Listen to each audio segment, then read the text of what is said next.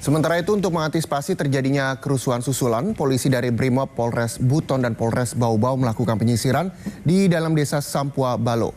Tak hanya melakukan penyisiran, polisi juga terus berjaga untuk menjaga keamanan desa agar tetap kondusif.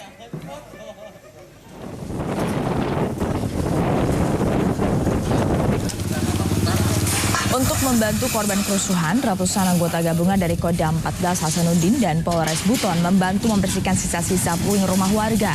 Dalam membantu warga, petugas gabungan ini terbagi di beberapa tempat.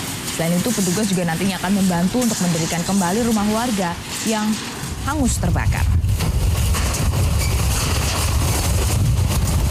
Dia juga melaksanakan kegiatan pembinaan teritorial, yaitu melakukan komunikasi sosial. Tentunya peran mereka di sana nanti memberikan pesan-pesan moral, kemudian harapan-harapan, kemudian bisa melaksanakan kegiatan olahraga bersama dengan pemuda yang ada di desa Sampua Balo.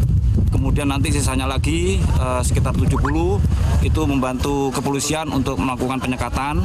Kemudian sisanya nanti akan membantu Bapak Gubernur dalam proses pembangunan rumah.